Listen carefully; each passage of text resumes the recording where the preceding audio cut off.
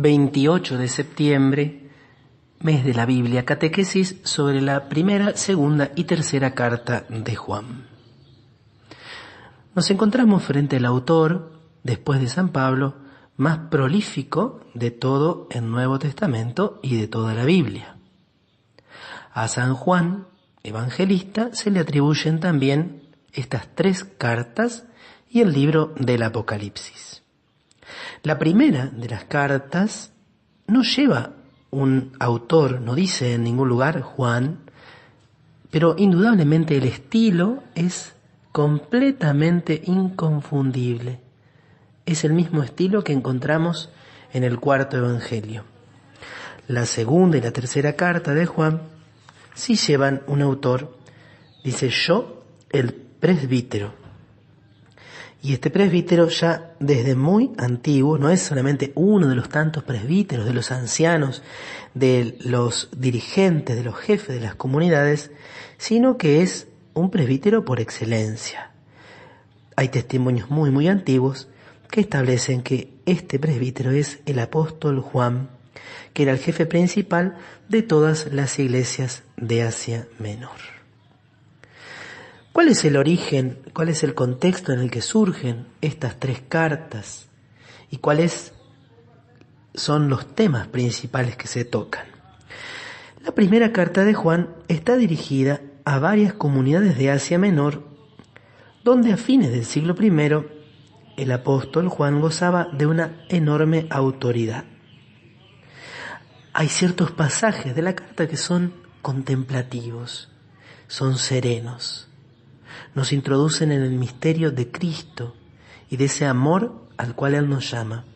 Y hay otros pasajes ciertamente de tono polémico, porque estas comunidades estaban asediadas, como ya hemos visto en anteriores textos, por falsos profetas, que comprometían con su enseñanza la pureza de la fe, de la cual habla el capítulo 2, versículo 22.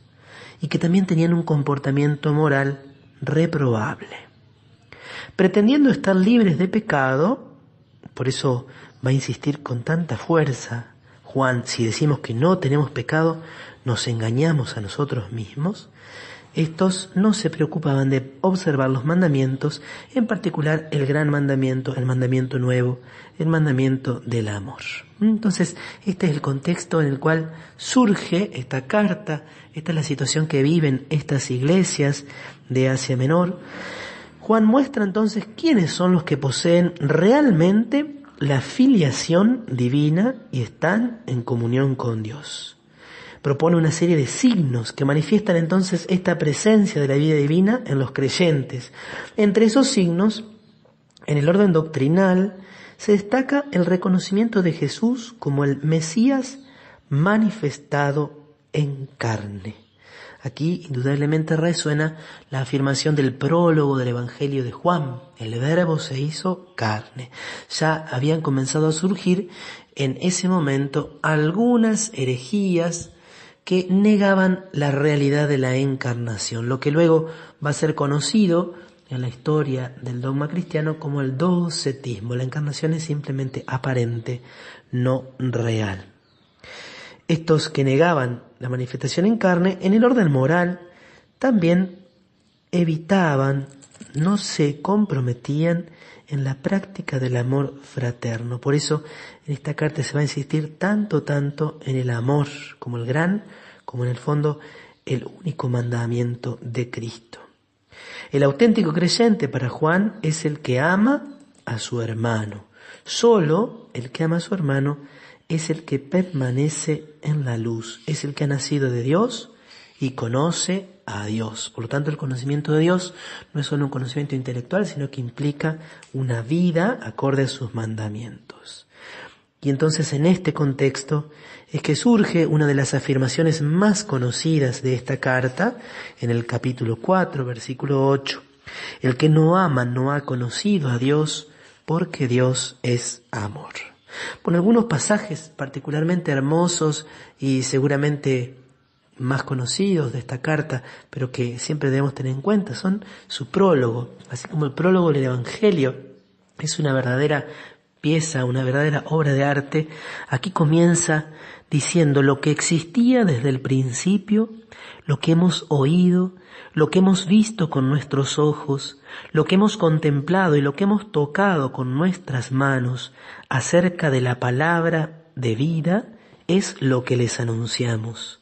Porque la vida se hizo visible y nosotros la vimos y somos testigos y les anunciamos la vida eterna que existía junto al Padre y que se nos ha manifestado. Lo que hemos visto y oído se lo anunciamos también a ustedes para que vivan en comunión con nosotros, y nuestra comunión es con el Padre y con su Hijo Jesucristo. Les escribimos esto para que nuestra alegría sea completa. Toda una teología del testimonio apostólico y de la tradición. Nuestra fe está fundada en la experiencia directa, real, de hombres verdaderos que con sus propios ojos, con sus propias manos, tocaron y vieron y escucharon aquel que es la palabra hecha carne. Otro aspecto importante de esta carta es cuando habla de la filiación divina. Dice: miren cómo nos amó el Padre, quiso que nos llamáramos hijos de Dios, y nosotros lo somos realmente. Si el mundo no nos reconoce, es porque no lo ha reconocido a Él. Queridos míos, desde ahora somos hijos de Dios, y lo que seremos no se ha manifestado todavía. Sabemos que cuando se manifieste, seremos semejantes a Él, porque lo veremos tal cual es. Capítulo 3, versículo 1 al 2. La filiación divina que se revelará plenamente cuando se manifieste Jesucristo. En el capítulo 3 también está ese largo discurso sobre la importancia del amor fraterno. En el capítulo 4 se nos habla de la plenitud del amor que expulsa en nosotros el temor.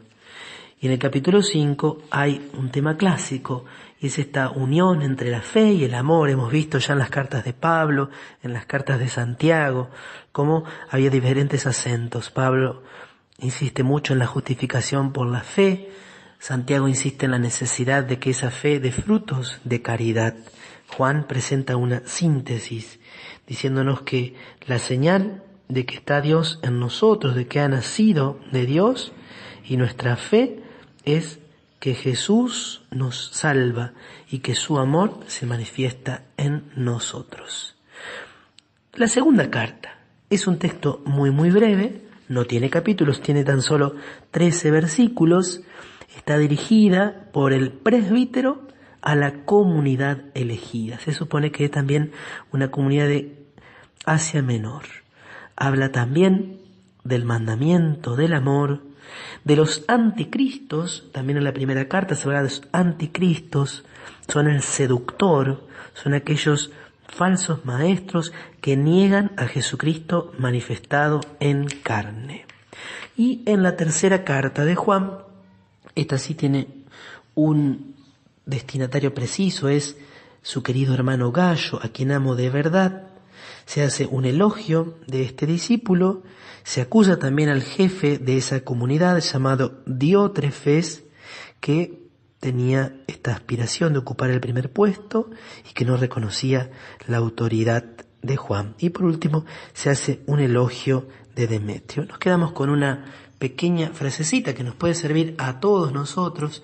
Dice Juan en esa tercera carta, refiriéndose a Diótrefes: querido hermano, no imites lo malo, sino lo bueno.